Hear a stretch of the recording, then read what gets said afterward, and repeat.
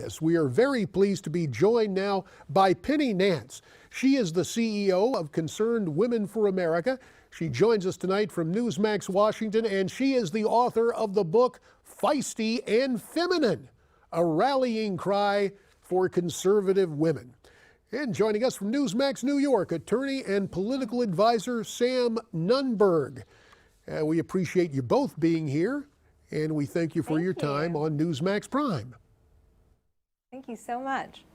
Penny, it's good to have you. And there I see Sam in place. But Sam, again, since we're discussing differences in gender, you understand ladies first. And so, Penny, this whole thing, I hate to say it comes down like, what was that? And Annie, get your gun. Anything you can do, I can do better. But Hillary is out there on the stump, and she makes it clear she is playing the gender card. Let's look and listen. Mr. Trump likes to say, I'm playing the woman card. Well, you know what I say?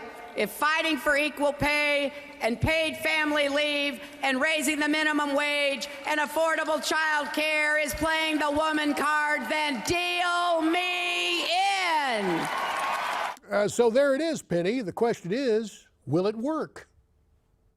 Well, she is playing the gender card, and she has been all along, but it hasn't worked very well for her, so much so that early on, Madeleine Albright had to threaten women with hell in order to get them to vote for her in the primary. So just being a woman isn't enough. It doesn't work with us. You know, there's issues for both candidates with women, and certainly Donald Trump has got his issues with women, but so does she. American women at this point are divided, and certainly Republicans tend to carry married women, Democrats tend to carry single women. What we're going to see this time is whether there will be a realignment based on all the noise and all the issues that have been around this campaign.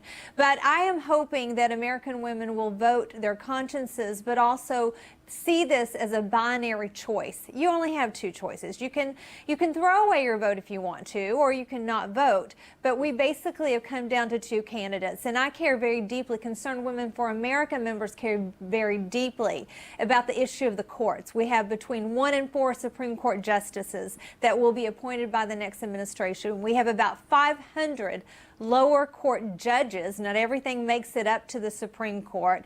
And then we have about 5,000 leaders of our governmental appointees who have so much power and authority over almost every area of our lives. There's a lot at stake. Boy, there is a lot at stake. And you have outlined it here, and you offered some compelling numbers to go along with your reasoning, Penny. Let me turn to Sam, because we're going to go a little further with those numbers, especially where the candidates stand right now with women. The Investor's Business Daily poll basically split women into two groups, Sam, as Penny just mentioned, single and married. Hillary Clinton has huge support from single women, 54% for her to 26% for Donald Trump. But when it comes to married women, they're essentially neck and neck, Clinton with a 1-point lead. Sam, from your experience in politics, why do you think so many single women are going to vote for Hillary? Well, unfortunately, a lot of single women are going to vote for Hillary, and she's going to have an advantage. Obama had that advantage the last cycle as well.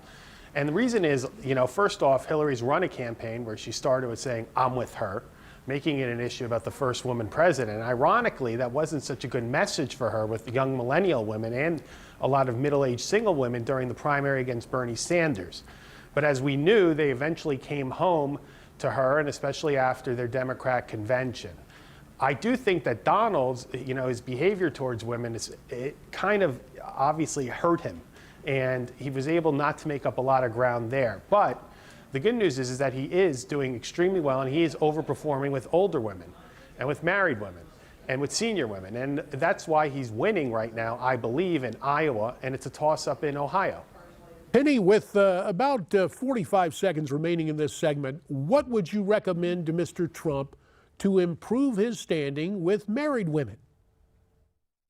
Well, I think for both single women, look, I think he's going to carry married women. Romney carried married women, and Republicans normally do. He's got to really reach out to single women, and it's particularly, I think, if he talks to single moms on the issue of school choice and presents a vision for America in which their children can thrive and where women can do well and there's opportunity, he does better. He needs to stay on the issues, stay off the personal junk, and really speak to America in a way they can receive it, in a way women can receive it. Hey, Sam, a little more time, 30 seconds with you, because when Penny says stay off the junk, it goes back to those episodes of behavior. But yet, here's the thing I'm having trouble with. When reporters ask Donald questions, he answers the questions, yet he gets no credit for that, as a guy who'll answer just about any question. No. So is this where he needs to ignore some questions, Sam, in your opinion? 20 questions. Well, I think that not only does he need to ignore the questions, he shouldn't really be attacking the accusers. I mean, at this point, he shouldn't say, look, these women are liars. What he should say something along the lines of deflect it and talk about the issues of the campaign, the narrative of the campaign, and the major choices that we have on November 8th.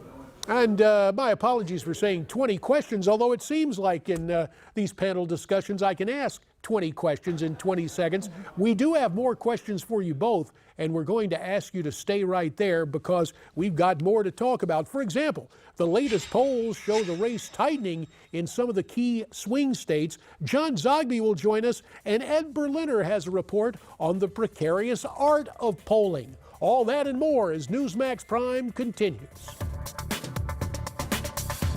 Let's continue the discussion now by bringing back our panel. First from Newsmax Washington, Penny Nance, CEO and president of Concerned Women for America, and from Newsmax New York, attorney and political advisor Sam Nunberg.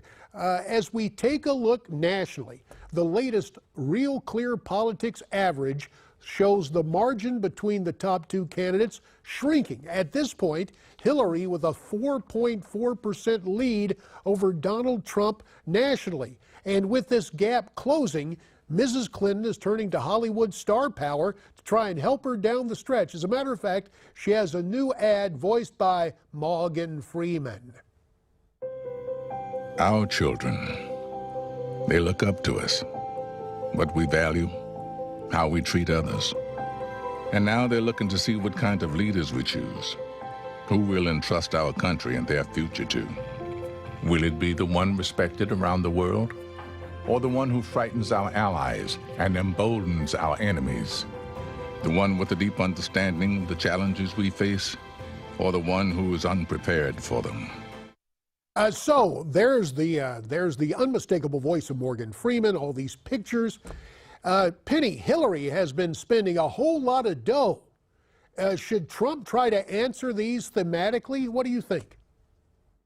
Well, first off, just because Morgan Freeman sounds like God doesn't mean he is. Amen. You know, those are beautiful sounding ads, okay? Yep. I get it. What an honor to get him to do an ad for you. And she's definitely embraced by Hollywood, but frankly, that turns a lot of people off. I don't know that you really get that much from Hollywood. She does beautiful ads. You know, I would have suggested that that Trump go up and spend more on his ground game, more on ads sooner. He chose not to. He's enjoyed a lot of earned media, not all of it good.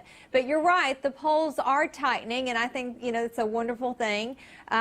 We don't know how it's going to turn out, but, you know, I have to remind myself that Ed Gillespie's polling data in Virginia was so off, and so was Ken Cuccinelli's. And, you know, if we had known how tight it would have been, I think there would have been more money spent, there would have been more ground game, people would have been more enthusiastic. Point well taken, so I think Penny. we can't let them inform everything we do. Well, let me get Sam in here for the last word. Sam, about 45 seconds left. Trump has all this dough. Yeah. Is he going to spend it down the stretch? Well, you'd have to ask him, and he has spent a lot of money, and I think, you know, frankly, he's also, you know, because of his views, his business has somewhat been hurt by it. You know, he did lose Apprentice. However, what I do think with this race is that he has a very precarious path, let's be honest, to 270 electoral votes. I think as of today, from what I'm hearing, he is winning in Iowa, and he is probably going to win Ohio. But he has to win Florida. Then he has to win Colorado, he has to win Nevada, and he maybe has to win find some more electoral votes out of New Hampshire or maybe Maine. So there's still an uphill battle, but he is campaigning hard. And we will have we'll to leave it right there. Sam Nunberg in Newsmax New York, Penny Nance, Newsmax Washington. Thanks very much. Still to come, Mr. Trump opens a new hotel in Washington. Brad Thomas joins us to talk about what impact it has on his brand and the Trump candidacy as Newsmax Prime continues after this.